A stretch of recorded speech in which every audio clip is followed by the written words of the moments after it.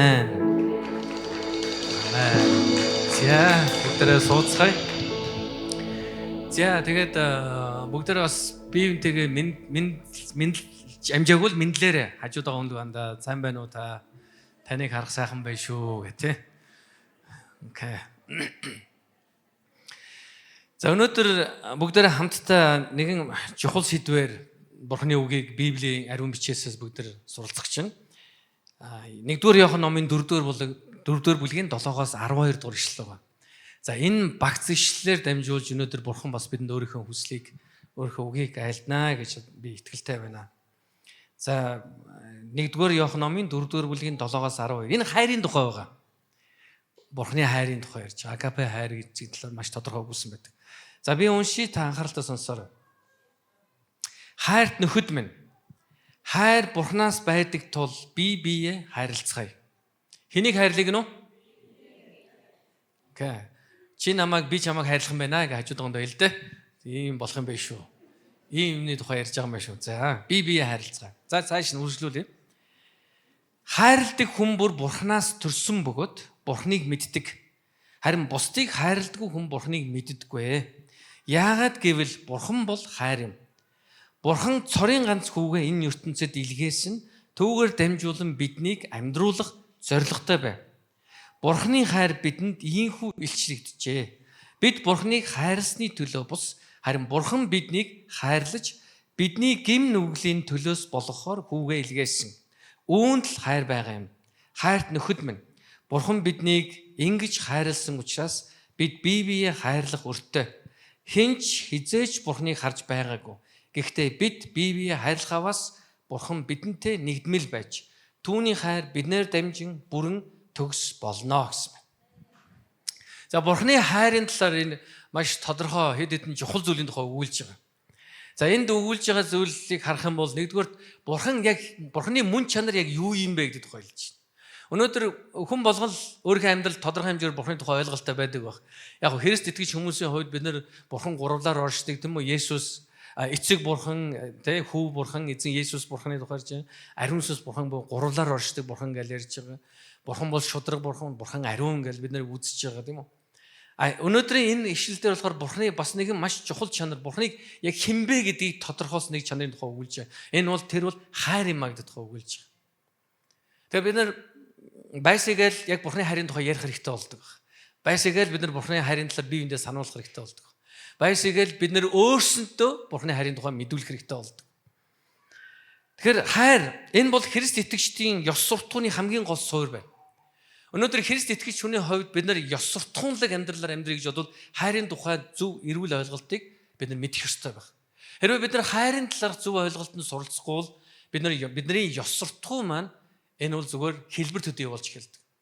Зарим хүмүүс маш ёс суртахуунтай байдаг л хизээ хүмүүсийн өмнө маш боловсон байдаг. Бид нар ёс суртахуун гэдэг ер нь бол ихэвчлэн хүний гаргаж байгаа тэр үйл зан чанаар их хэмждэг шүү дээ. Энэ их ёс суртахуун юм байл. Яасан? Тэр хүн хайрын стогоос сандал тавьж өгч ийлээ, уучлаарай гэж гуйж ийлээ, баярлаа гэж хэлж ийлээ. Их боловсон, их тийм соёлтой хүн байлаа гэдэг. Гэтэл үүндээ яг ёс суртахууныг хэмжүүрмэн хүмүүсийн дэргэд буюу олон нийтийн талбарт бид нэр хэрхэн өөрийнхөө биеийг авч явж байгаа гэдгээс илүүгээр хинч хараагүй үед та хамгийн хайртай дотныхоо хүмүүсийн дунд байх үедээ хэрхэн аялж байгаа чинь таны ёс суртахууны хамгийн тод жишээ болдог баг. Хүмүүсийн дэргэд та гоё хэлж болно, авиргал хэл авахгүй гэж хэлж болно.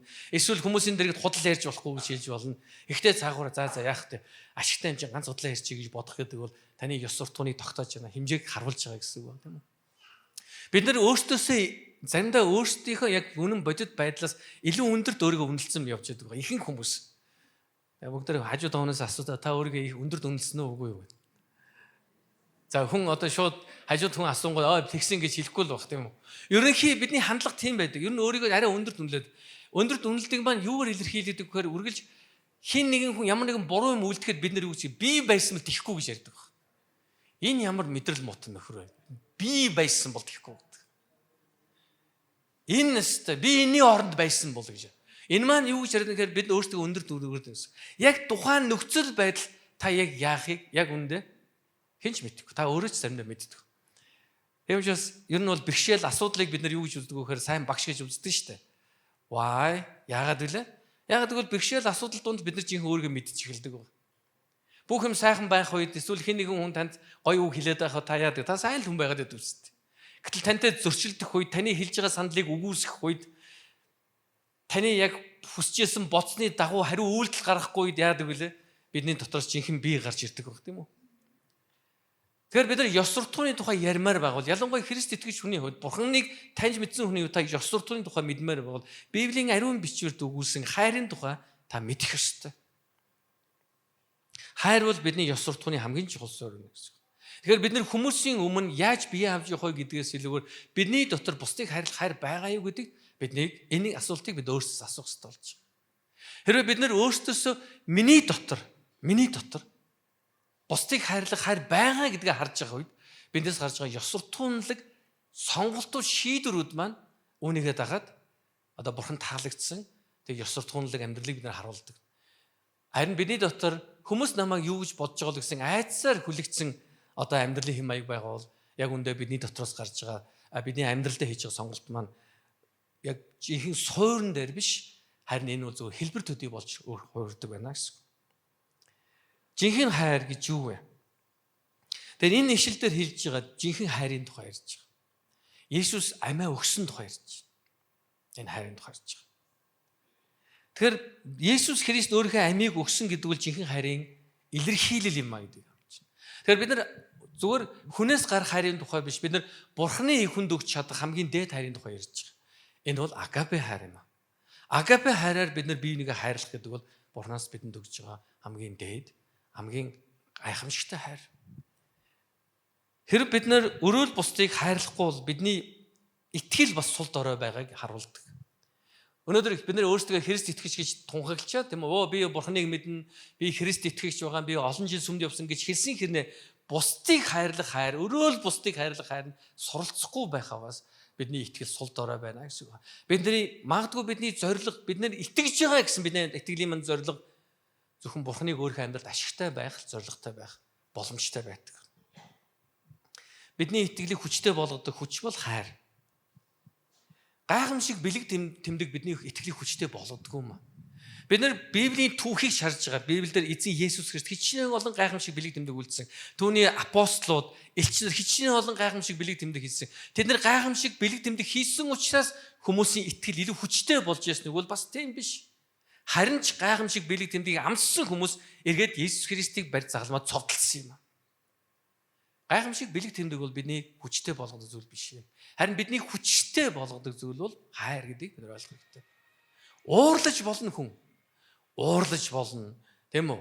Хүн одоо уурандаа янз янзын үг хэлж болно. За энэ уур уцаар энэ бүхнээс хүн өөрийгөө хинбэ гэдгийг харуулах гэж зарим хүмүүс оролдог л доо. Яг та нар мэдээж энэ сууж байгаа бүх залуучууд тийм биш байх, бүх бүсгүйчүүл тийм биш байх. Гэхдээ зарим залуучууд, зарим бүсгүйчүүл уураар өөрийгөө илэрхийлэх гэдэг. Уураар, ууралж байгаагаар. Эцэгчүүд хүртэл гэдэг юм уу? Бид нар ч гэсэн тэгдэг үстэй. Хүүхдтэй ууралж өөрийгөө илэрхийлээд байдаг. Заримдаа уул нь болдгсон бол уурлахгүйгээр зүгээр болиог хэлчмээр л юм байна л. Яг болиог 3 хэлсэн учраас 4-р хэлэлтэн заавал уур болдог тийм үү? Заавал уур болох гэдэг. Тэгээд тэр ууралж байгаагаараа өөрийгөө илэрхийлэх гэдэг. Өөрийгөө хүчтэй. Эсвэл зарим залуучууд хүнийг зохиж унгаж, мөргөж унгаж чадна гэдгээрээ өөрийгөө хүчтэй, жинхэнэ иршүүд гэдэг тодорхойлох гэдэг. Гэтэл Библиэс харах юм бол жинхэнэ зоригтой байх, хүчтэй байхын хамгийн том шалгуур бол хайрлах байгаа. Хайрлах. Хайрлах гэдэг бол энэ бол бидний хүчийг, бидний итгэлийг харуулдаг. Хайрлах нь маш их зориулалт, золиосыг биднээс шаардж байгаа. Гэхдээ бидний яг өнөөдөр би танд хэлж байгаа энэ хайрлах, золиос, зориулалт гэдэг юм дахин хэлээ. Та өөрийнхөө хайрлаж байгаа хүндээ хайрлах тухай. Өөртөө хайртай байгаа хүнийг хайрлах тухай. Энэ бол Библийн маш агуу, эзэн Есүс Христийн хэлсэн маш агуу он сургаал байгаа. Энэ юу гэхээр өстөн дайснаа хүртэл өрөвдөг хайрлах тухай ярьж байгаа. Энэ бол маш агуу номлол байна гэсэн. Танд сайныг хийсэн хүн та сайныг үйлдэх гэдэг бол баядаг л зүйл. Харин танд муу хийсэн хүнийг та хайрлах гэдэг бол энэ бол агуу зүйлийн тухай ярьж байна гэсэн. Энэ хайрын тухай ярьж, агапе хайрын тухай ярьж байгаа. Тэгэхээр бид нар өнөөдөр сонсож байгаа хайр бол Хүний хайр биш. Харин Бурханаас бидэнд өгсөн, Бурханаас бидэнд харуулсан агапе хайрыг бидэнд суралцдаг ярьж байна гэсэн. Бид өөрсдийн хүчээр Бурханы агапе хайрыг бий болгодог бай. Харин Бурхан биднийг хайрлсан учраас тэр хайраар өөрөө л бусдыг хайрлахад бидэнд суралцдаг. Бид хайрыг суралцах ёстой, баян суралцах ёстой. Нэг ийм үг өгдөө шүү дээ. Хайрын хамгийн том сургууль бол гэр бүл юм а гэж. Гэр бүл дотор хүн ер нь хайрыг суралцдаг. Гэр бүл дотор та ямар байна? Тэр хэмжээгээр та нийгэмд та гадаа одоо тэр жинхэнэ одоо мөн чанар чинь тэнд хадгалагдаж явж байдаг гэсэн. Тэгэхээр нэг удаа би олон жилийн өмнө л дээ юун дээр ингэж хэлсэн байгаа. Нэг одоо X тийм үү дээрөө би ч одоо ч нэг хэрэглэгээ болсон л урд нь бас хэрэглээд тэн дээр юу гэж хэлсэн бэхээр гэр бүлийн жинхэнэ аз жаргал нь хаалганых нь наан биш хаалганых нь цаана байгаасаа гэдэг. Тэгсэн хүмүүс янз янзаар респонд гэж зарим нь ягштай ч гинөө те янз янз. Тэгэхээр энэ яг миний одоо үзэл баримтлал байхгүй. Өнөөдөр энд байгаа та бүхний үзэл баримтлал. Ялангуяа Христ итгэж хүмүүс юм. Бид нэр гэр бүлийг өөрсдийнхөө аз жаргалтай сайн сайхан амьдарч байгаа гэдгийг хаалганыхаа наан харуулах нь бидний зорилго биш тийм үү? Хаалганы наан гэдэг нь ойлгомжтой тийм үү? Хүмүүст харуулахдаа би их нэртэйг ийм гоё харьцтай. Би гэр бүлтэй ийм гоё. Манай гэр бүл ийм сайхан. Бид нар баян ингээл юм харуулдаг хүмүүс зөндөл байдаг л да. Гэтэл бидний зорилго тийм биш шүү дээ. Бидний зорилго хүмүүст ямар гоё харагдах вэ биш. Яг тэр хаалганы цаана тийм байна уу? Хаалганы наан бүгдээр ямар аз жаргалтай байста их нэртэй хайртай шүү. Чам шиг сайхан хантай болсныг одоо бурхан талархаад маршгүй юу биш тийм. Тэгэхдээ гэртээ та явж ороход эхнэр хүүхчин танаас айдаг үл яах вэ? Аав нэрлэгээд бүгд айдаг үл яах вэ? Хүүхдүүдтэй бид нэр хичнээн хайртай гэл. Хүүхдүүдтэй бид нэр хичнээх одоо юухөө эзний нэг үслээр хайрлаж өрөөдөг гэж хэлдэг хэрнээ. Яг амьдрал дээр гэртээ орох үед хүүхдүүд чинь танаас айгаад орон дугуур ордог үл яах вэ? Эхнэр чинь танаас айгаад танд юу ч хэлж чаддгүй үл яах вэ? Тэр гэр бүлийн жихэн харилцаа жихэн хайр хаана байх ёстой? Энэ бол гэр бүлийн амьдрал дотор тэр хаалганы цаана байх ёстой. Тэгэхээр бид нар яг адилхан зүйлийг бид нар бодох хэрэгтэй. Өнөөдөр бид нар бусдыг хайрлах гэдгийг бид зүгээр үгээр ярих биш. Эсвэл бусдад харуулах гэж ярих, одоо бусдад мэдүүлэх гэж ярих биш. Харин бидний дотор байна уу гэж. Тэгсэндөө Библиэд эзний хэлсний дагуу зүрхэндх бэлхлаар ам ярьдаг гэдэг шиг бидний дотор үнэхээр тэр байна уу гэдгийг бид нар мэдэх хэрэгтэй байгаа гэсэн үг. Хэрэг бид хайранд үнэхээр өсөж суралцмаар байгаа бол Бурханы хайрыг илүү гүн мэдэх хэрэгтэй болдог. Бурхан биднийг хэрхэн хайрласныг мэдэх тусмаа бид өрөөл бусдыг хайрлахад суралцдаг гэсэн. Хүмүүс таныг хэрхэн хайрласныг та мэдэх үү? Бурхан таныг хэрхэн хайрласныг уучлаарай. Манай онлайнаар сонсож байгаа хүмүүс ойлгоо. Бурхан таныг хэрхэн хайрласныг тийм үү? Бид нар мэдэх тусмаа бусдыг хайрлахын үн цэнийг бид нар ойлгож эхэлдэг. Хэрвээ Бурхан биднийг үнэхээр хайрласныг мэдэхгүй бол яаж хайрласныг мэдэхгүй бол бусдыг хайрлах гэдэг маань үргэлж болцолтой хэвээрэл байх болно гэсэн. Тэгэхээр та гэр бүлийнхаа хүнийг хайрлах хайр зөвхөн гудамжинд тантай зөрөөд өнгөрч байгаа хүнийг хайрлах хайрын хооронд ялгаа байгаа гэдгийг бид нар ойлгох хэрэгтэй. Энэ ялгааг бид нар ойлгохгүй бол бид нар зүгээр л гэр бүлийнхаа хүмүүсийг хайрлаж байгаа хайраар өөрийгөө хэмжээд би ямар их хайрладаг хүн бэ гэж бодох нь өөрөө ирээд бид нар гудамжинд бидэнтэй зөрж өнгөрч байгаа хүмүүсийг хайрлахад саад болдог байна. Энэ бол бидэнд саад болдог. Тэгэхээр бид нар Бурханы хайранд суралцж чаддгүй нэг шалтгаан маань юу байх нь вэ? Бид нар хайртай хүмүүсийг хайрлаж байгаа хайраар өөрийгөө хуураад байдаг. Би өөртөө үнэхээр хайрладаг ш хүмүүсийг. Би өөртөө хүүхдэд тэгсэн, би өөртөө эхнэрийгээ тэгсэн, төхрөгөө ингэсэн, би өөртөө ач зээнэргээ тэгсэн байхгүй. Би үнэхээр надад бол хайр байна гэх. Харин үнэндээ таны дотор Бурханы агапе хайр байгааг шалгах хамгийн том шалгуур бол дөрөвний хэлсэн өснөн дайснаа хүртэл өрөвдөн хайрлах тухай яриа байх болно гэсэн. Тэм учраас бид нар хайрлахад суралц өсөх ёстой. Бид хайранд өсөхийн тулд залбирах ёстой. Филиппо номын 1:9-дэр ингэж хэлсэн байна. Та нарын хайр бүх талын мэдлэг гүн гүнзгий ойлголтоор улам бүр бэлхаасаа гэж би залбирдаг юм а гэсэн баг. Улам бүр бэлхаасаа гэж юу бэлхах гэсэн бэ? Мэдлэг, хайр хоёр гэсэн байна. Тэр мэдлэг, хайр хоёр нэг нь тархиных, нэг нь зүрхний тухай ярьж байна. Энэ хоёр хамт байх тухай яриад байна гэсэн. Зөвхөн мэддэг байх хангалттай биш юм аа. Харин хайрын дотор та өсөх ёстой, бэлхах ёстой гэсэн. Хэрвээ бид нар хайрын дотор өсөж бэлхахгүй юм бол бид нар Бурхны агапе хайрын жинхэнэ үнд цэнийг бид нар нийгэм таниулж чадахгүй. Агапе хайр бол хүний сайхан сэтгэлээс гардаг хайр биш. Харин ариун сүнсний бидний дотор ажилласны үр дүнд бий болдог. Ариун сүнсний ятгалагд бид нар нээлттэй байснаар, дуулууртай байснаар бид нар Бурхны агапе хайранд суралцдаг юм аа. Тэгвэл өнөөдөр яг бид нар уншсан энэ ишлэлээс би 4 зүйлийг би танд хэлж өгөөд өнөөдрийн номлоо дуусгая. Яг өнөөдрийн уншсан энэ ишлэл 7-оос 12 дахь ишлэлээр 1-р Иохны 4-р бүлэг дээр 4 маш чухал зүйлийг бидэнд хэлж байгаа. Нэгдүгээр Бурхан бол хайр гэдгийг бидэнд сануулж байгаа. Бүгд нэр хажууд доогондоо хэлэхгүй Бурхан бол хайр шүү. Хоёрдугаар Бурханы хайр бол золиостой хайр гэж хэлсэн байгаа. Бүгд нэр хамт хэлээ 1 2 3 хий. Бурханы хайр золиостой хайр. Тийм үү? Гуравдугаар хайр биднийг хинбэ гэдэг гэрчилдэг юм а гэдгийг хэлж байгаа. Хайр биднийг хинбэ гэдэг гэрчилдэг. Тэрээс бидний хийж байгаа агуу үүс биш. Агуу үүс гэдэг маань би хэлээд байгаа нөгөө нэг эдгэрэл гайхамшиг юм уу, бэлэг тэмдэг юм уу, эсвэл янз янзын гоё юм байгуулга бүтээх тэр бүхнийгээ бид нэр би бол үнэхээр гайхамшигт итгэж хүн гэж харуулгаад байна уу? Үндэ тэр биш. Яг тэр бүх хийж байгаа бүхэн хэрвээ хайраас гарч явбал мэдээж ойлгомжтой тийм маш сайн зүйл юм. Харин энэ бүхэн зүгээр show off юм уу? Show off буюу гайхуулахын тулд байгаа бол тий show off байх юм бол гайхуулахын тулд байж бол тэр бүхэн хоосон байх болно гэсэн байна. Хамгийн сүүлд нь 4-р нь өнөөдөр энэ ишлэлээс бид нар юу харж байгаа гэхээр хайр бол бидний итгэлийн баталгаа юм гэсэн байдаг. Бидний баталгаа. Бидэнд хайр байгаа бол бидэнд итгэл байна гэсэн. Бидэнд итгэл байгаа бол хайр байна гэсэн үг тийм үү? 7-оос 8 дахь ишлэлээр хэлснийг би та дахин уншиж өгье. Хайрт нөхөд минь хайр Бурханаас байдаг тул бие биеэ хайрлцгаая. Хайрладаг хүн бүр Бурханаас төрсөн бөгөөд Бурханыг мэддэг, харин бусдыг хайрладаг хүн Бурханыг мэддэггүй. Яагаад гэвэл Бурхан бол хайр юм а гэсэн. Бие биенээ Бурханы хайраар хайрлцгаая. Яагаад гэвэл Бурхан өөрөө хайр учраас юм а гэсэн баг. Тэгээд 7-р бүлэг 7-р ишлэлээр хэлсэн байгаа. Хайрт нөхөд минь хайр Бурханаас байдаг тул гэсэн. Тэгэхээр бид нар агапе хайрыг бид нар амьдралдаа харахын тулд Бурхан намайг хайрласныг бид нар ойлгох хэрэгтэй Петр хэлж байна. Бурхан үнэхээр биднийг хайрлсан байна. 1-р Иохан номын 4:21 дээр ингэж хэлсэн байна. Бурханыг хайрладаг бол ахан дүүсэж мөн хайрл гэсэн тушаалыг бид түүнээс хүлээн авсан билээ гэж. Ахан дүүсээ хайрл.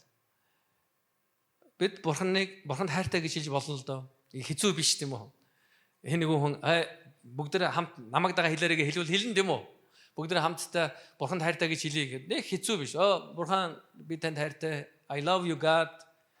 Бүгд хамт хэлээ 1 2 3 I love you God. Энийг хэцүү биш байгаа ч тийм. Нэг айхтар ингээл гүн бодолд ороод та энийг хэлхийн дүн сэтгэл санаагаа бэлдээл нэг л юу ч тийм байх. Зүгээр энэ зүгээр энгийн үг байхгүй. I love you God тийм үү? Би Бурхан танд хайртай. Бурхан би хайртай шүү. Энэ энгийн зүйл байна. Гэтэл үндэ яг бид нарт Бурханы хийж байгаа тушаал юу гэхээр бид зүгээр Бурхан хайртай гэж хоосон үг хэлэх биш. Харин бид амьдралаараа энийг харуулах тухай ярьж байгаа. Нэгсэндээ юу хэлээд байна гэхээр Бурханы хайр бидний дунд биелэх ёстой гэдгийг хэлээд байна гэсэн. Тэгээ бүр ингэж хэлж байгаа. Хинч Бурханыг хараагүй.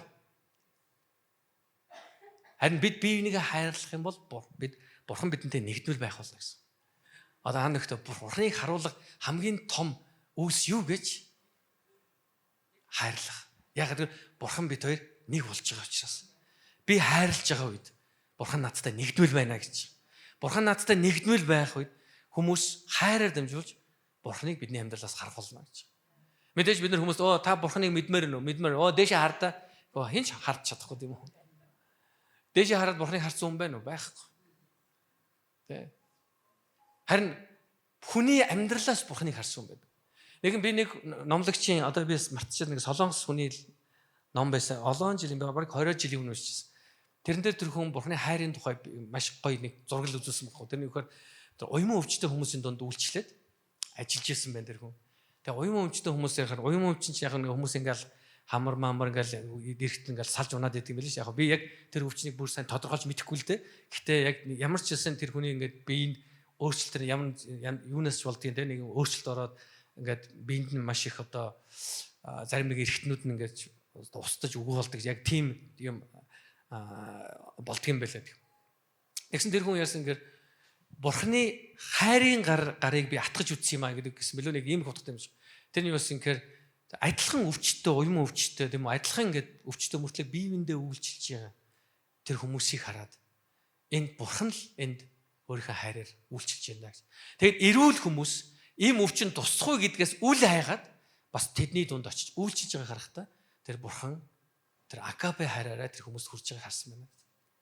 Тэгэхээр энэ бол Бурханы хайр гэдэг бол энэ нь зүгээр нэг үг биш. Энэ нь эсвэл зүгээр нэг сайхан сэтгэлээс хүний сайхан сэтгэлээс төрждөг зүйл биш. Энэ нь бас Бурханыг хүн төрлөختөнд харуулдаг гэдгийг бид нар ойлгох хэрэгтэй байна гэсэн. Тэгэхээр ханагтаа таны хайраар дамжуулж Бурхан өөрийгөө илчлэнэ л гэж. Танаар гарах агапе хайраар дамжуулж Бурхан өөрийгөө харуулна гэж. Та ингэж болох юм. Аль нааш өвчтөө хүнээс өрөөд залбираад өгье. Одоо тэгээ Бурханыг харж. Харин энэний өмнө хийх ёстой зүйл өгөхөр тэр хүнд хайраар хандах тухай ярьж байгаа. Хайраар үйлчлэх тухай ярьж байгаа. Тэгэхээр Бурханы маш гол чухал чанар юу гэж энэ бол хайр байна. Тэгэхээр Христ итгэж хүний хувьд бид нар бурханлаг чанартай байх гэдэг юугаар ойлгох ёстой гэхээр хайрладаг байхаар ойлгох хэрэгтэй. Тэрс бурханлаг чанартай байх гэдэг маань зөвхөн мацаг бараар хэмжигдэхгүй. Бурханлаг чанартай байх гэдэг нь зөвхөн Библи уншдаг байхаар хэмжигдэхгүй. Бурханлаг чанартай итгэлийн хүн байна гэдэг нь зөвхөн нэм гарын цуглаанд ирдгээр хэмжигдэхгүй. Бурханлаг итгэлийн хүн байх гэдэг бол бусдыг хайрлаж байгаа илэрхийлнэ гэсэн. Тиймээс бид түүний хүүхдүүдийн хувьд энэ чанарыг тээж харуулж амьдрах нь бидэнд маш чухал юм аа. Тэгэхээр хайр байхгүй бол Бурханыг мэдхгүй гэж хэлсэн тийм үү? Хайр байхгүй. Яг тэгэхээр Бурхан хайр учраас хэрвээ Бурханыг мэдчихлээ хүн юуг мэдэх ёстой? Хайрыг мэдэх ёстой гэсэн. Хэн нэгэн өөрийгөө Христ итгэгч түүний дагалдагч гэж хэлвч Бурханы хайраар бусдыг үл хайрлах юм бол тэр хүн Бурханыг мэдэхгүй байна гэсэн. Өнөөдөр 9 цагийн цуглаан дээр суусан хүмүүс гарч явахдаа тэд нар Бурханы хайрын тухай сонсоод өнөөдөр одоо яг таныг ин сонсож байгаа цаг хүмүүс танд Бурханы хайрыг харуулад амьдарч байгаа гэж би итгэж байгаа.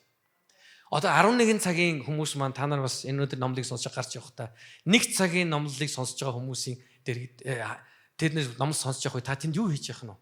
Бурханы хайрыг, агапе хайрыг бусдад харуулж явах. Үйлдэл энэ тухай ярьж байгаа. Тэгэхээр нэгдүгээр Бурхан бол хайр гэдгийг үргэлж бид нар өөртөө сануулж явах хэрэгтэй. Энэ хүмүүс сануулахаас илүү бид өөртөө сануулах хэрэгтэй юм байна. Бурхан бол хайр. Та нар өөртөө сануулдаг юм байдаг. Утсан дээр ингээд тавьдаг. Одоо reminder гэж байдаг шүү дээ юм сануулж яадаг юм байдаг шүү дээ. Өөртөө сануул. Би ер нь ус баг хэргэлдэг хүн байхгүй. Яагаад багасаа л тийм. Тэгээ би өөрийгөө юу гэж зөвтгдөг вэ гэхээр ерөө би цангах юм бол угаасаа миний бие өөрөө шаардаад тэгээ би ус суун. Миний бие ус шаардахгүй байхад би нэг хүчээр би бол ус мос уугаад байхгүй. Би өөрийгөө бол ингэж тэгж одоо хүчлэхгүй гэж ингэж их бодож явдаг хүмүүс. Тэрэндээ их итгэл үнэмшилт явсан байхгүй. Тэгсэн дараа нэг шинжилгээ өгсөн чинь ер нь бол жоохон шүлтлэг билүү. Их байна. Тийм учраас ер нь бол усны хэрэглээ байна. Тэгээ би одоо сэрүүлэг тавьчихсан. Тэгээ би 7 удаа надад сэрүүлэг дуурна. Ус уугаарай гэж. Нэг удаа уухтаа 250-300 г ус уунаа гэж. Тэгэл өглөөнөөс эхэлж байгаа шүү дээ. Өглөө 6 цагаас эхлээ сэрүүлэг дуусчих. Ус уугаарай л гэж. Тэгэл ус хайгаал усаа аваад нэг стакан ч юм уу тий ямар хэмжээтэй уухын тухай. Энэ надад сануулдаг байгаа шүү дээ. Бид нар яг тийм reminder өөрийнхөө утсан дээр тавих хэрэгтэй вөхөр Бурхан бол хайр шүү гэдгийг. Окей. Би усуун гэж reminder тавьдгийн адил тийм одоо сануулах тэр сэрүүлэг тавьдаг адил би бас утсан дээр явах нь Бурхан бол хайр шүү гэж тавих хэрэгтэй болж байна гэсэн. Одоо яг сүүлд янз янзын гоё app гарцсан байж тийм үү? Библийн ишлэл ингээд өдөр болгон ингээд шинжлэгдчихэд Библийн ишлэл ингээд нөгөө утасны lock screen дээр гарч идэг марч идэг. Яг англи дээр л юм байл л. Тэгсэн ч яг бид нар ямар нэгэн байдлаар өөртөө сануулж байгаа хэрэгтэй. Бурхан хинбэ гэдэг. Энэ бол Бурхан бол хайр юм аа. Хэрвээ бид нар Бурхан хайр гэдгийг өөртөө сануулж байх юм бол бид нар бусдыг хайрласаар л байх болно гэсэн. Хоёрдугаарт Бурханы хайр бол золиостой хайр гэдгийг Библи өгүүлдэг.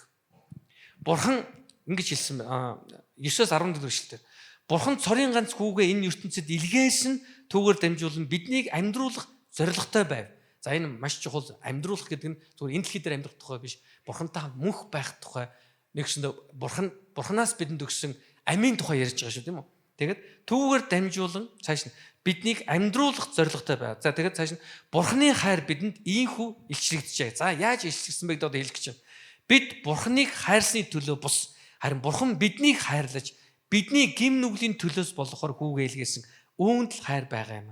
Хайрт нөхөд минь Бурхан биднийг ингэж хайрлсан учраас биевнээ хайрлаа гэсэн. Ямар их хайрыг бид нар авсан байдгийг хэлж байна. Бид нар ямар их гим нүгэлтэй байсан харин Бурхан биднийг уучлсан, хайрлсан. Энийг хайраар бүгдээр бие нэгэ хайрлаа гэсэн. Халелуя. Анөөхтө Бурханы хайраар бие нэгэ хайрлаа. Энэ сайхан мэдээ биш гэж юу? Хэрвээ хэн нэгэн хүн танд Есүсийн хайраар би танд хайртай гэж хэлэхэд та юу гэж бодох нь вэ? Бүр амиа өргөссөн тэр Христийн хайр намайг хайрлах гэж байна гэж бодох нь шүү дээ. Тэгээс би чамайг Христийн хайраар хайртай гэдэг хэнгүүд энэ одоо хурж ял хайртай дуртай гэдэг. Энэ яасан тэнийг гаргав. Зүгээр сүмд зүгээр явуулахгүй. Энэ тэндээс хурж хайртай дуртай гэдэг юм гэж ойлгож болохгүй байх нь шүү дээ. Бүгдээ хажууд тагаандаа хамт хэлэхгүй. Есүсийн хайраар би танд хайртай гэж хэлдэг. Юу гэж ойлгох нь вэ бид нар? Энэ бол зүгээр сэтгэл хөдлөлийн хайрын тухай яриаггүй. Энэ зүгээр махан биеийн хайрын тухай яриаггүй. Энэ юу гэхээр Бурханы хайрын тухай ярьж байна гэсэн. Окей. Бурхан энэ дэлхийг хайрсан тэр хайрын тухай.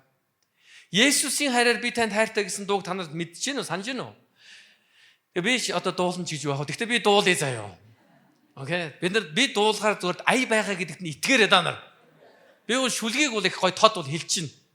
Аян дээр бол би их хэрэгэлцээтэй. Өөрөө их итгэл муутай дуулдаг байхгүй юу? За тэгээд би ямарсан дуулъя. Та нарт мэддэг хүн байвал дагаад дуулаарай зөө. Доогоос эхэлдэг л үмийг гэсэн. Айлж бидэхгүй шүү дээ. Есүсийн хайраар би танд хайртай. Есүсийн хайраар би танд хайртай. Таны нүднээс би Бурханы хайрыг харж байна. Есүсийн хайраар би танд хайртай. Одоо гайг болох ч шүү. Есүсийн хайраар би танд хайртай. Дагаад дуулаарай. Есүсийн хайраар би танд хайртай. Таны нүднээс би Бурханы хайрыг харж байна. Есүсийн хайраар би танд хайртай. Болох нь уу? Тэгээд энэ дунд байгаа нэг гоё үг байдаг. Би үргэлж надад их таалагддаг зүйл. Юу гэхээр би Есүсийн хайраар хайртай гэж хэлэхээс гадна би таны нүднээс тэр хайрыг харж байна гэсэн. Ер нь хайр биш нүд бол их олон юмыг илтгэдэг тийм үү? Ялангуяа бид нар пасторууд олон жил одоо 20 30 жил хүмүүстэй ажиллаад ирэхээр бидний мэрэгжил болчиход байгаа ш. Хүний нүдийг харж ер нь хариулт нүд хоёр нь адилхан байна уу гэдгийг ер нь шалгаж яадаг байхгүй. Гэтэ шалгаж яах гэдэг нь үргэлж худлаа над нүд чи өөр байна гэж хэлдэг л дээ. Худлаа байсан ч бид нар хүлээгээд авна шүү дээ. За. Амаараа гомдоогүй гэж нүдэнд гомдсон байдаг хөө. Гомдоогүй гээл тийм үү? Тэгээд гоё шүү дээ. Чи ингээд залбирсан уу гэхээр залбирсан гэ нүдэн залбирааг байдаг хөө. Залбирсан пастор залбирсан гэдэг. Баригддгийн шүү заяа. Тийм учраас аль болохоор үнэн байгаараа тий. Ягаад тэгэхээр надад та залбирсан гэж хэлээд юу ч өөрчлөгдөхгүй байхгүй. За залбираагүй гэж хэлэх юм бол юм өөрчлөгдөж болно. Тэгэх юм бол би тань зөвлөж болно шүү дээ. Хамт залбирж болно, тийм үү? Хамт ярьж болно. Намайг хуураад өнгөрчөө тийм үү? Одоо пасторд би ингээд залбирсан гэж хэлчихээд ёо тэгэхгүй бол одоо ядарга дараа нь пастор намайг залбирдаггүйгээ хардаг болчихгүй гэх. Тэгэж хардаг болохгүй шүү дээ. Яг тэр ер нь бол ихэнх пасторуу зав би миний л мэдэж байгаа. Ихэнх миний одоо сайн танил найз пастор хүний өнгөрснөөр нь харахыг их зорддгүй байхгүй. Өчигдрийн одоо тэр дорж бол өчигдрийн л дорж. Өнөөдөр тэр дорж шинэ дорж болсон гэж бид нар итгэдэг шүү дээ. Окей. Бүгд хажууд хонд хамт хэлэхгүй. Өнгөрснөөр хүнийг битээ дүгнээрээ. Тэгэхгүй бид нар зарим тэгээд ихгүй. Чи тэгжсэн билүү гэдэг. Энэ их аюултай үг шүү. Окей. Чи нэг тэгсэн гэсэн мөн бил. Чи тэр хүн мөн үү гэдэг. Ерөөсөө тэгээ хэрэг эргэлзээтэй бол битээ асуу. Тэрийг тодруулж яах гэсэн. Тэгэхээр яг нөгөө тимээ хэрэн та яах юм? Ингээ явах юм уу? Эсвэл одоо юу хийя? Дэдэж өөрөө утгагүй байхгүй. Ер нь хүнийг янз бүрийн байдлаар одоо буруу явж ирснийг харж болно. Та машинтай явжсэн таны урдуур дайраа сигналтаал ингээл явсан нөхөр цөм бүтэн зэдэр хажуудсан сууж яж болно тийм үү? Өчигдөр өнгөрсөн одоо өчигдэрч байж болно шүү дээ. Өчигдөр өстой ингээл улаан хэрүүл болол бензиний очроос болол дайраал нөгөөд нь би орох ёстой байсан ингээл. Тэгсэн бүтэн зэдэр цуглаан дээр ирсэн нөгөөд яг хажууд нь нөгөө дайраа би орох ёстойсэн нөхөр гүлийгөө байж ивэл тийм. Та өөдөөс нь бас гүлийгээ тараад байж байгаа юм аа. Хоёр гүлийс нөхөр би нэгэ харчаад энэ хаа нарсан нөхрүүлээгээ бодоод. Тэгснэ хамгийн эергээр нь юу гэж бодсон юм сүмдэл харсан байна гэж. Уулын тэр шатган түгээн станц дээр хоёр маргалцсан байхгүй. бидний шал өөр юм авчих. Тийм учраас бидний дотор Бурхны хайр байж тэгээд энэ хайрыг бид нар золиостой хайр гэдгийг ойлгож байгаа шүү дээ. Тэгэхээр энэ хайр бол зүгээр ямар ч биднээс цаг эсвэл биднээс санхүү эсвэл бид нар махан биеийн ямар нэгэн хүч чадлыг шаардахгүйгээр зүгээр хайртай шүүгээ болчдөг хайрын тухай яриаг. Тийм ч учраас Яаков тийм үү Яаков загталтай маш тодорхой үгс байд. Хэрвээ та нарын хин нэг нь даарж байгаа нүг хараад Йов дулаацах болтгоо гэж хэлсэн мөртлөө түн дулаацах боломжтой дээлийг өгөхгүй бол энэ бол амьд итгэл байхгүй байна гэсэн баг. Яг адил амьд хайр байхгүй байна гэсэн. Хин нэг нь өлсөж байгааг харчаад бурхан чамайг хоолох болтгоо гэж хэлсэн ирнэд яа зайлшгүй шаардлагатай махан бидний хэрэгтэй байгаа хоолыг өгөхгүй бол энэ бол амьд харилцаа, амьд хайр байхгүй байна гэсэн. Итгэл байхгүй нэ гэдгийг харилцаж байгаа тийм үү? Тэгэхээр Христ бидний төлөө амиа өргөсөн гэдэг бол Бурхны хайрыг харуулж байгаа том илэрхийлэл бол энэ хайр бидний амьдрал төгс болохын тулд бид нар тэр хайрыг бусдад харуулах ёстой гэдгийг Библиэд хэлж байгаа. Бид бусдад энэ хайрыг яриараа гэж хэлээгүй. Энэ хайрыг бусдад бид нар харуулаарай гэсэн. Халелуя.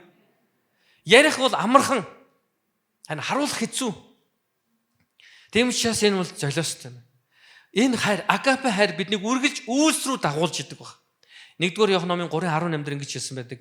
3-р бүлгийн 18 дээр 1-р Иохны. Хүүхдүүдээ үг хэлээр бус үйлсээр үннээр хайрлцгаая гэсэн. Үйлсээр үннээр хайрлаа гэсэн. Үнэн сэтгэлээсээ байгаас. Тэгээ зарим хүмүүс тэгдэг байхгүй. Пастор би ер нь бол тийм хоёрын хооронд одоо юу яадгүй. Юу гэдэг лээ? Би их шудраг. Би дургүй юм ерөөсөө дургуулдаг. Би шууд дургуугаа харуулдаг. Энэ ингээд сонсоход их зөв сонсогддог. Гэтэл яг үүндээ зарим зөвлөл дээр зарим тохиолдол шүү. Зарим тохиолдол. Бид нар өөрөө дургүй байж болно зарим л. Харин тэр хүнийг хайрлах тэр агапе хайраас тэр хүнд зориулж бид нар сайныг үйлдэх хэрэгтэй болох хэрэгтэй. Ойлгож байна. Тэр хүн дургүй байж болно та. Тэр хүний яриан тань таалагдахгүй байж болно. Үйлдэл нь таалагдахгүй байж болно. Гэхдээ тэр хүн тусламж хэрэгтэй байх үе та. Тэртээ дэргүй би энэ хүн дургүй гэж өөрийнхөө мэдрэмжэн дээр түшиглэх биш. Харин Бурхны хайраар тэр хүн та тусламжийн гараа сунгах гэдэг бол энэ бол хайр юм аа гэсэн. Энэ хайрын тухайд өнөөдөр Библи заагаад байна. Энэ хайранд бид суралцах хэрэгтэй байна. Хэрвээ бид нар ийм хайранд суралцахгүй байх юм бол яг үнэндээ Бурхны хайрыг бид нар нийгэмд харуулж чадахгүй гэсэн. Өнөөдөр бид энэ заал дүр хүмүүс цуглаад бид нар юу хийх гэж? Бид нар гоё магтан дуу яагаад өргөлөө өргөчөөд гоё номлол сонсоод сэтгэл санаа сайхан болчиход гарах юм уу? Өнөөдрийн энэ цуглаан энэ үйлчлэл гэдэг хүмүүсийг сэтгэл санаа сайхан болгох зорилготой биш шүү дээ. Бидний зорилго юу гэж? Би өөртөө тавьдаг зорилго. Энэ танхимыг орхиж гарах үед тэр хайр надад байгаасаа гэж. Бид хайранд суралцдаг хамгийн чухал үе бас хаана байдаг юу байдаг гэж хүнд үеуд байдаг. Үл ойлголцох, уурлах, маргах, хүмүүс таныг хүлээн зөвшөөрөхгүй байх. Яг ийм үеүүдэд бид жинхэнэ хайранд суралцдаг. Хүмүүс танд алга ташаад байвал та хайранд суралцахгүй. Харин тань таашааллыг та мэдэрч болно. Жинхэнэ таашаалыг та мэдэрэн дэндээс. Хажууд байгаа хүн болгон танд алга ташаал тань шиг сайн хүн байхгүй гэл. Миний найзын нүдэн ч гоё, чихэн ч гоё, хамран ч гоё, уруулан ч гоё гэдэг байвал тань таашаалтай үсттэй. Тэгсэн нэг нөхөрөж өгдөө над нүд чи яатсан? Яатсан над нүд чи? Мэдхгүй ийм сонин нүдэн хараагүй юм байна. Үгүй энэ ийм хүнийг хайрлах танд хэцүү байна гэсэн. Таны нүдийг энэ хоруугийн хамгийн сайхан нүд гэж хэлж байгаа хүнийг хайрлахад амархан бидтэй. Манай тэр нөгөө туяа тэр өстө сайн. Ягаа сайн? Таны дотор болохоор тэр нүд чинь гоё гэсэн учраас сайн байхгүй юу? Агил нүд чинь муу гэж хэлчихвэл яах вэ? Юу вэ? Наад нүд чи яатсан юм бэ? Тэр хошин шогдор гардаг шиг нүд байна шүү дээ тэр чинь. Хүлдүү махыг санаж байна уу тэр боёгийн ярддаг тий. Хүлдүү махан дээр ингээд хутга зоогоод авцсан юм шиг нүдтэй гэдэг байгаа шүү дээ. Одоо манай төрлийнхэн байхгүй юу? Манай төрлийнхэн. Гэхдээ бид нар сэтгэлээр ундгүй тийм үү? Яагаад ундгүй вэ? Энэ чинь дайчин нүд байхгүй да. Энэ бол дайчин нүд байхгүй юу? Санаж байна уу? Би тэр түүхийг олон жилийн өмнө ярьсан да. Санаж байгаа юм байна уу? За хэдэн хүн санаж байна? Хоорондоо яриад өгөө заяа. Яг энэ дайчнуудыг би маш товчгож би энийг юунаас гаргаж ирсэн бэ гэхээр би их судалгаа хийгээд яагаад монгол хүмүүс зарим нь ийм над шиг ийм дайчнуудтэй нэг хөлдөө махан дээр ингээд тий хутга зогоо тавьсан юм шиг нүдтэй зарим нь болохоор яагаад ийм том алган нүдтэй байдаг би үнэхээр гайхсан л да. Тэгээ судалгаа хийсний дараа би олсон байхгүй. Энд чинь манай үг дээдсээс болсон юм билээ шүү дээ дайн байлдаа хийж хатна. Над шиг нүдтэй хүмүүс нь болохоор нөгөө байлдан дагуултанд явсан хүмүүс байгаа байхгүй. Дайчд байсан. Нөгөө морин дил дээр салхи сүрж явсаар хагаад нэм нүдийн болцсохгүй. Дагсаар. Нөгөө том нүдтэй хүмүүс яасан бэлээ? Ард үлдсэн хүмүүс байхгүй юу? Ар гэрээ сахаад үлдсэн. Тэд нар чинь биднийгээ ирж гэнэ үгүй хойноос ингэж бүтээж харсаар хагаад нүдэн том болцсон байгаа байхгүй юу? Тэгэхээр дайчин нүдтэй хүмүүс зүгээр бидэнд дайчин чанар байгаа. Нөгөө нэг хүмүүс нь болохоор ар гэрийг үнэхээр сайн халамжилсан анхаарсан байхгүй юу? Тийм ч бас ихэнх эмэгтэйчүүд бол ер нь дайчин нүдтэй биш байгаа гэдэг тийм үү? Ер нь бол тормолцоод байдаг. Гэтэ гоё дайчин нүдтэй ирж эмэгтэйчүүд байна.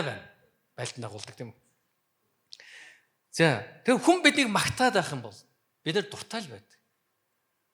Хүн байнга таныг магтаад байх бол мэдээж таны уурж өгж магадгүй л дээ. Гэхдээ таарах үедээ таныг ямар гоё нүдтэй, ямар гоё уруултай ч гэдэг юм уу, ямар гоё юм өмсцэн, та ер нь их ухаалаг хүн шүү гэдэг юм бол тэр хүнийг та бол хайрлан тэгэл бодно тэр хүн би яавал сайныг хийх үү гэж бодно. Харин таарах болгондоо таны хувц зун шараад энэ юу өмсчээ? Юу вэ? Пастра гэдэг үл хэцүү байхгүй. Та чи юу өмсч юм бэ? Яг үнэ. Харин Библийн агапе хайрын тухай яриа бол мэдрэмжийн тухай яриа биш. Агапе хайр бол сонголтын тухай, шийдвэрийн тухай байна. Энэ бол золиосын тухай. Есүс Христ өөрийнхөө амийг зориулсан шиг хүмүүс зориулаарай гэж. Гэхдээ тэр хүмүүс тань таалагдсан учраас биш. Та тэр хүмүүсийг хайрлахаар сонгосон учраас тэр хүмүүсийн төлөө амьдраарай гэж. Бид нар өөрсдөө сайн хүмүүсийг эсвэл өөрсдөө адилхан хүмүүсийг хайрлах бол амархан. Харин өөрсдөөс тис өөр хүмүүсийг хайрлах нь жинхэнэ агапе хайр биднээс урсан гарах шалтгаан болдог байна. Та агапе хайрыг суралцмаар байвал өөрөөсөө өөр хүмүүсийг хайрлахад суралцсан. Тэгээ хайрлна гэдэг нь очиод өөрөөсөө өөр хүн юм уу тэрсэлдээд байгаа маргаад байгаа хүн дээр очингуудаа I love you гэд айлгаад иж болохгүй ч тийм үү. Бурхны хайрыг би чамайг хайрлаж байгаа юм байрлаж байгаа. Нөгөө чинь бодож энэ үеийг мэдрэл мод олж. Амьдралаараа харуулах хэрэгтэй. Тэр хүн сайныг үйлдэх хэрэгтэй. Зарим хүмүүс гайхдаг. Яг л таныг тэр хүнлээ сайныг үйлдэнэ гэж боддог байх. Яг л тантай өргөж өрсөлддөг, сөргөөлцдөг учраас таныг яг адилхан өөрийн доош нь хийнэ л гэж боддог. Гэтэл таны гарах нэг сонголт чинь тэр хүний талд байх үед хүн гайхдаг. Энэ юу болоод өнгөрөө? Магадгүй хэсэг хугацааны дараа тэр хүн танаас асууж болно. Чи яагаад тэр үед надад тусалсан бэ гэж. Харин таны хариулт маш ойлгомжтой. Би бурханд итгэдэг хүн байгаамаа гэж. Амен. Мөн 3 дугаарт нь хайр биднийг хинбэ гэдэг дэлхийд гэрчилдэг юм гэсэн. 4:12 дээр хэлсэн байна. Хинч хизээж бурхныг харж байгаагүй. Гэхдээ бид бие хайрлагаваас бурхан бидэнтэй нэгдмэл байж түүний хайр биднээр дамжин бүрэн төгс болно гэсэн. Тэгэхээр бид нарыг хинбэ гэдгийг юу харуулдаг? Хайр. Бурхан бидэнтэй нэгддэг юм байна. Бусдыг хайрлаж байгаа үед. Зарим хүмүүс намайг хараад бурхны хүмүүс харна ч гэж юу ах вэ гэж бод. Үндэ таны дүр төрхөөс чинь бурхныг харах гэдэг юм биш. Таны амьдралын хэм маягаас, таны амьдралдаа хийж байгаа сонголтоос, таны амнаас гарах үгээс, таны гараараа хийж байгаа үйлдэлээр чинь хүмүүс бурхныг таны амьдралд харах боломжтой юм. Иохан номын 13:34-35 дээр хэлсэн байдаг. Би та нарт шин тушаал өгье. Бие биеэ хайрлагтун. Би та нарыг яаж хайрлснаа адил та нар ч мөн бие биеэ хайрл. Та нар бие биетэй хайртай байхаваас үүгээр чинь та нарыг миний шав гэж бүгд мэдэх болно гэсэн байна. Есүс ер нь бол маш тодорхой хэдэн удаа өгүүлсэн байдаг. Бид нарыг түүний жинхэнэ дагалдагч гэдгийг юу харуулах вэ гэдэг. Нэг маш чухал зүйлийн энэ тухай ярьж байгаа. Хайрын тухай ярьж байгаа. Бусдыг хайрлах тухай ярьж байгаа. Дараагийн нэг чухал зүйл нь загалмайгаа үрж алхах тухай ярьдаг. Христийн төлөө өөрийгөө бүрэн зориулах тухай ярьж байгаа. Бид Христийн бие түүний чуулганы хувьд агапе хайранд өсөх ёстой. Хамтдаа өсөх ёстой. Мөн энэ хайр, агапе хайр бидний төлөвшөлтийг тодорхойлж идэг. Тэгэхээр агапе хайр буюу бусдыг болцолгүйгээр хайрах энэ хайр л таны хэр төлөвшсөн хүн бэ гэдгийг харуулдаг. Төгсгөлт нь 4-р ингэж хэлсэн байна. Хайр бол бидний итгэлийн баталгаа гэдгийг бид эндээс хардаг. Яг тэгэхээр Есүс бол Бурхны хүү гэдгийг хүлээн зөвшөөрдөг хүнтэй Бурхан нэгдмэл байж тэрээр мөн Бурхантай нэгдмэл байдаг. Биднийг хайрладаг Бурхны хайрыг бид мэдж амссан бас итгэсэн. Бурхан бол хайр. Хайрлаж амьдрдаг хүн Бурхантай нэгдмэл байж Бурхан ч түүнтэй нэгдмэл байдаг. Түүнд ямар байсанчлан бид ч бас энэ ертөнцид тийм байдаг. Иймд шүүлтийн үед биднийг зоригтой байлгахын тулд тэрхүү хайр биднээр бүрэн төгс болчихъя гэсэн байна. Энэ хэд хэдэн чухал зүйлийн тухай ярьж байгаа. Нэгдүгээр бурханд итгэх биднийг нэгдүүлдэг.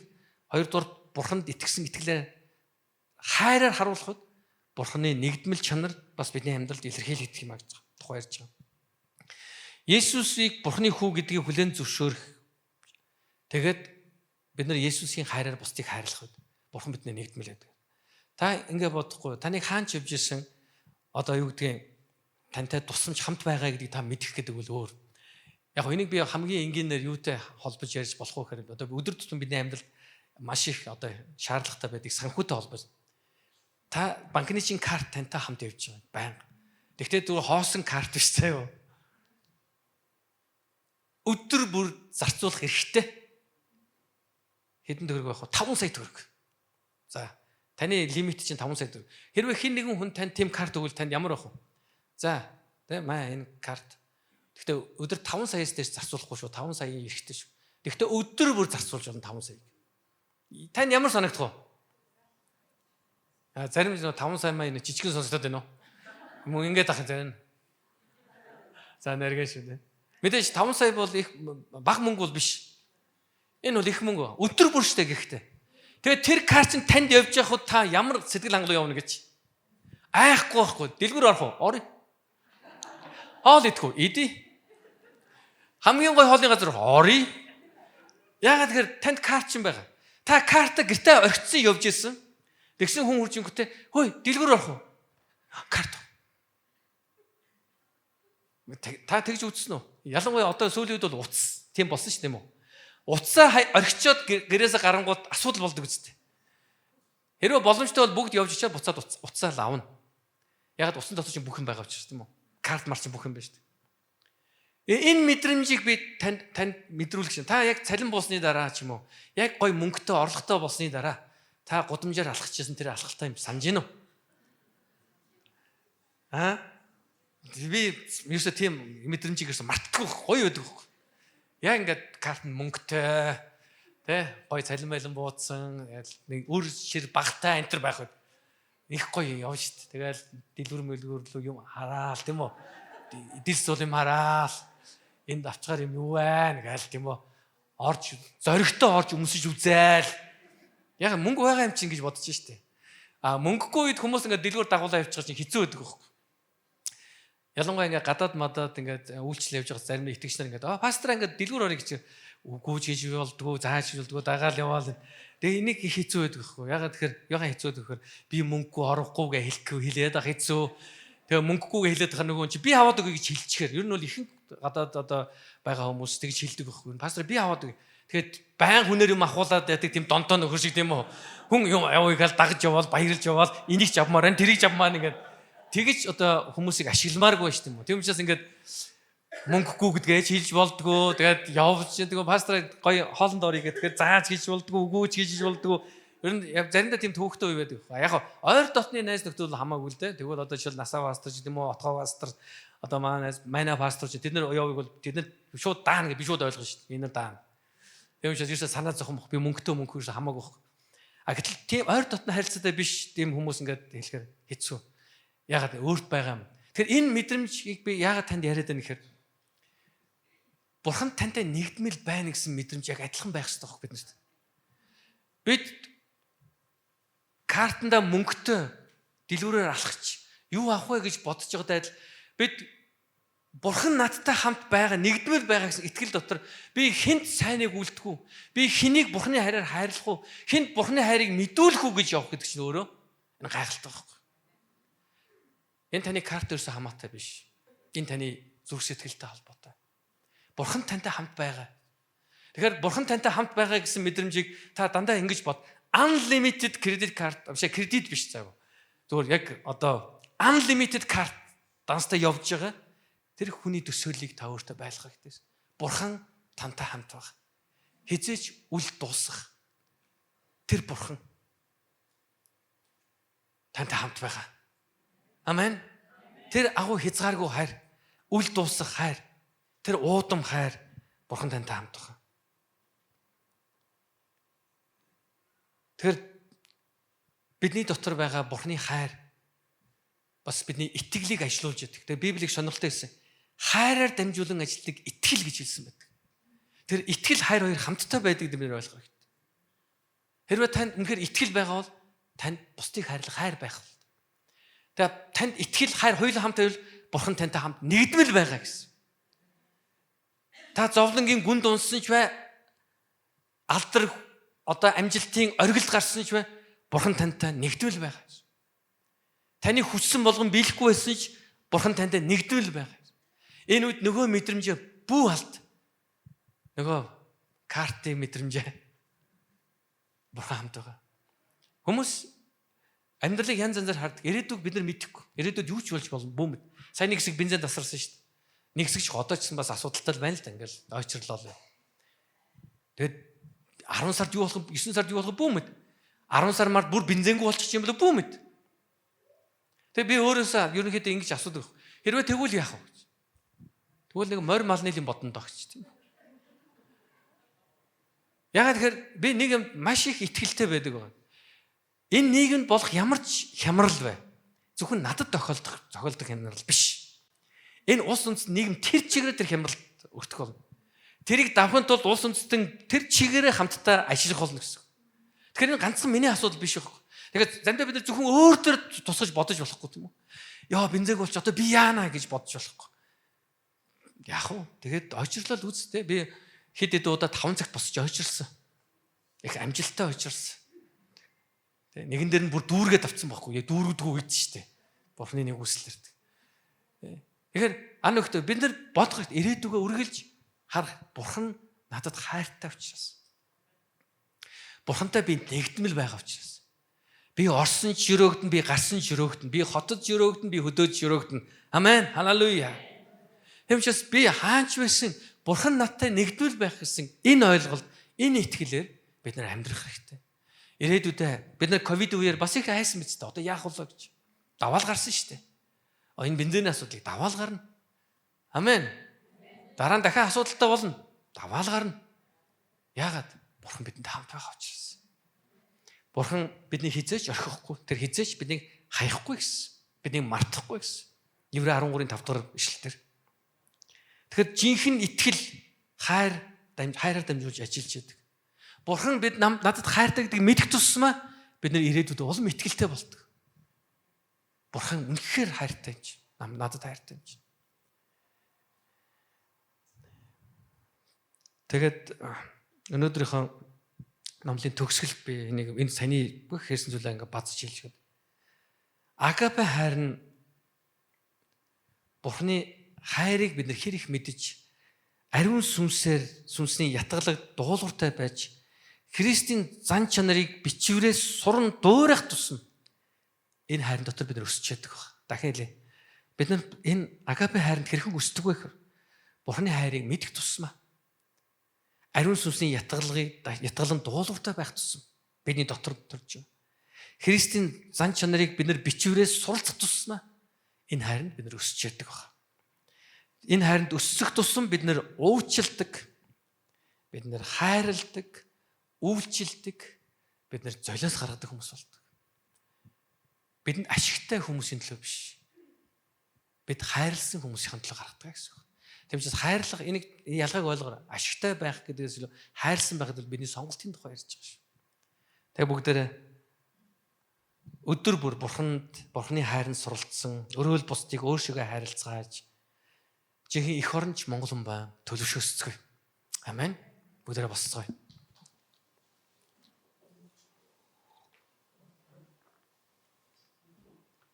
Эх оронч байх гэх энэ сэдв их сонирхолтой. Би нэг 17 минут гэдэг нэг YouTube суваг явуулдаг шүү дээ. Ажлуулдаг. Би ерөөсөө тэрийг хийгээгүй их удаад байна. Ерөөсөө болж ихгүй маа. Тэгээ би уул яг эх оронч сэтгэлгээ суралцах гэдэг юм нэг 6 хөлөө 7 цоврал юм бэлтсэн байгаа байхгүй бол ярихад бэлдээд байгаа. Бэлтсэн байгаад. Тэгээ нэг цаг гарахаар л ярих. Тэгээ яг миний өөрийн минь амьдралын зөвөр туршлагаас харах юм бол эх оронч байх гэдгийн хамгийн гол үндэс надад юу гэдэг вэ? Бурханы хайрыг мэдэх явдал байсан. Миний хувьд. Миний цус мостой ерөөсө холбоогүй. Бид нар эх орончийг байдлыг нэг цус мостой холбоод идэг үстэй. Цус нь цэвэр бол сэтгэл нь цэвэр ч юм уу тийм үү? Үндэ энэ нэг цус моснаас ерөөсө хамаатай биш. Яг Монгол хүний чанар бол мэдээж цус мус яг энэ ДНА, ДНК-гийн одоо янз бүрийн нөлөө байдаг баг. Махан дуртай байдаг ч гэдэм үү. Гоё сэрүүн дуртай шүү дээ бид нар халуун бөхчм халуунаас илүү тийм сэрүүн мөрөө уур амьсгалаас болоод ч юм уу за ийм чанарууд байгаа баг. Харин эх орон чанар гэдэг бол яг цуснаасаа илүү сэтгэлгээнд байдаг. Энэ бол сэтгэлгээнд байдаг. Юу гэж харж байгаасаа болж байгаа. Өөрийгөө юу гэж дүгнэж байгаасаа, бусдыг юу гэж харж байгаасаа болж байгаа. Ялангуяа би Монголын төлөө уйлж, залбирч, монголчуудын төлөө Бурхан намайг дуудсан шүү гэдгийг би баяр хөөр болгож хүлээж авч байсан үе бол Бурханы хайрыг мэдсэн үед байсан. Бүгдээрээ Монгол улсаа үнэхээр их оронч сэтгэлгээтэй залуу үеэр, дараагийн үеэр дүүрхийг хүсэж ивэл одоо байгаа үе бид нэр их орон сэтгэлээ суралцах хэрэгтэй гэсэн. Таны монгол хүн гэдэг үг чинь таныг их оронч гэсэн үгийг илэрхийлэхгүй шүү дээ. Энэ сэтгэлийг суралцах хэрэгтэй байна. Тэгэд энэ хамгийн гол суурь би түрүүс хайр. Бурхны хайрыг суралцгаая. Бусдыг хайрлах суралцгаая. Ирэх ашигаас илүү Бурхны үнэн үгийг Бурхны үнэн үгэн дотор байж бусдыг Бурхны хайраар хайрлах агапе хайрыг суралцгаая. Тэгээ олон хүмүүс тэгж хэлдэг байхгүй. Пастор яг Бурхны үгээр явахаар ашиглуулад байна шүү дээ гэдэг. Ашиглуулад байх. Тэгээд өөр нөгөө Бурхныг мэдгүй хүмүүс чинь илүү одоо тэдний хувьд илүү ашигтай байх. Тэд нар чинь илүү одоо амжилттай амьдрах. Тэгэхээр яг бид нар зөвхөн энэ амьдралыг өнөөдрийн энэ нүдэрээ харж байгаа бол тэгж харагдана. Харин гэтэл энэ амьдрал, энэ дэлхийд ирэх амьдрал бидний эцсийн амьдрал биш шүү дээ. Энэ зүгээр дараад өнгөрөх зам байна. Харин энэ амьдрал дээр бид нар бусдаас үл хамаарч бусдыг хайрлахад суралцах юм бол харин ч бид Бурханы өмнө шагналтай байх болно гэсэн. Тэгэхээр бүгдээрээ хамт залбирцгаая. Би өнөөдөр таныг залбиралд уриалж, өнөөдрийн үгийн дагав Бурханы агапе хайранд өсөхийн төлөө залбираач. Бурханы хайранд би өсмөр байна гэж.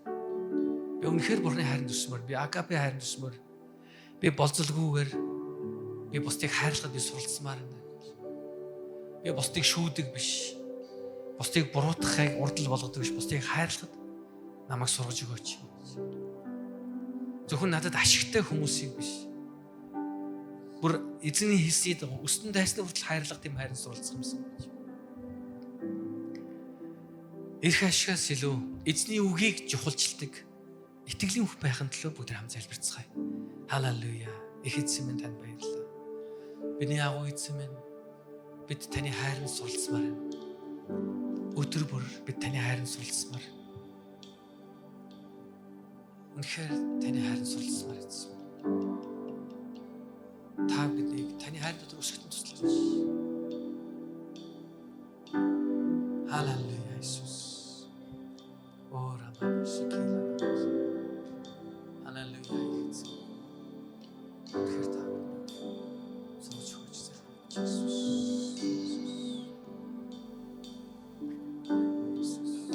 Хайр та надаас холдуулж байсан гэж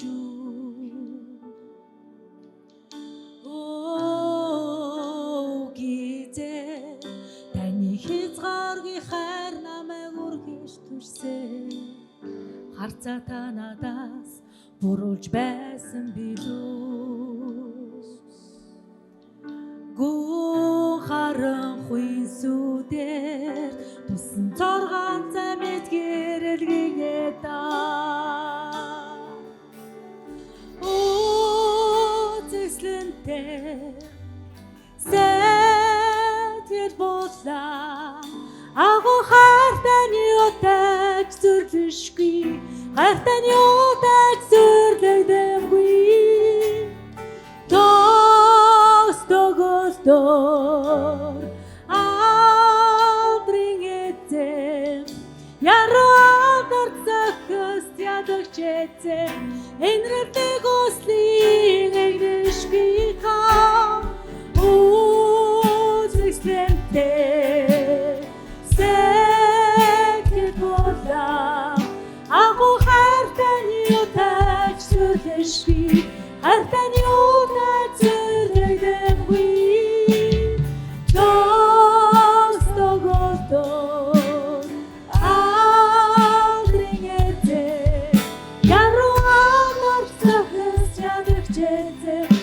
энэрдэг үслийг нэгдэж би Их эзэн минь бид нар таны хайранд өсөж суралцмаар байна. Эзэн минь бид нар бусдыг үзий хадаж хорсох биш. Тань хайрлах тунд та туслаач.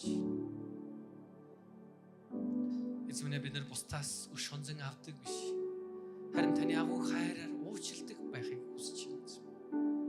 Бурхан минь та биднийг сургаж өгөөч. Таны хайрын дотор сургаж өгөөч. Өсгөж өгөөч. Их эзэн та туслаач. Есүсийн нэрээр гон залбирлаа. Амен. Халелуя. Амен. Бурханы хайрыг бүгдээрээ бусдад илэрхийлж амьдарцгаая. Тэгээ Бурхан маш их танд хайртай. Тэгээ өнөөдөр мэдээж манай нийгэмд маш олон зүйл биднийг бухимдуулж байгаа. Шудраг бус байдал, хүчирхийлэл, архитын согтууралт, худал хуурмаг, тэгээ авилгал, хэл ахуул, танил таалал гэх янз бүрийн зүйл. Ихтэй аногтой бүгдээрээ энэ бүхнийг хараад бухимдаж, уурлаж, үзий ядхаас илүү энэ бүхэн засагдаасаа гэж. Энэ бүхэн өөрчлөгдөхийн нэг хүч нь бий шүү гэж өөрийгөө хараарай. Энэ улс үндэстний өөрчлөлтийн нэг хүч нь та өөрөө. Таныг Бурхан энэ газар, энэ Монгол улс, Улаанбаатар хотод ялангуяа тохиолдлоор таныг энд авчираагүй. Бурхан танаар дамжуулж өөрийнхөө ажлыг хийж байгаа. Итгээрэй. Та зүгээр л миний ажил миний энэ үхэндээ л довоо шарлуулж юу лээ довоо борлуулсан чиглүү те аваа за нэг зөвхөн өөрийнхөө доор байгаа юм аа л одоо урд байгаа юм аа л хийгээл одоо бусдын одоо мэдэхгүй те хэдэн мэдрэл мотой энэ ус төрчдийн ямар юм гэсэн ийм бодлоор биш. Тэр чинь бидний нэг хэсэг. Тэр ямар эрх мэдэлтэй байна, ямар хүн байна гэдгээс илүү бид нар Бурхны хайраар хайрлаж энэ улс үндэстний өөрчлөлтийн төлөө бүгд алхахдаг байцгаая. Тэг бүгд хамтдаа ерөөлийн залбирлаа хүлээж аваад өнөөдрийн цуглаанд өндөрлцгөөе. Халелуя Иесус. Их эзэн таныг хамгаалж өрөөх болтугай. Эзэн таны дээр өөрийг гэрэлтүүлж танд өршөөнгүй байх болтугай. Их эзний тусламж таны дээр байж танд амар тайвныг өгөх болтугай. Эцэг хүү ариун сүнсийн нэрээр ерөн залбирлаа. Амен.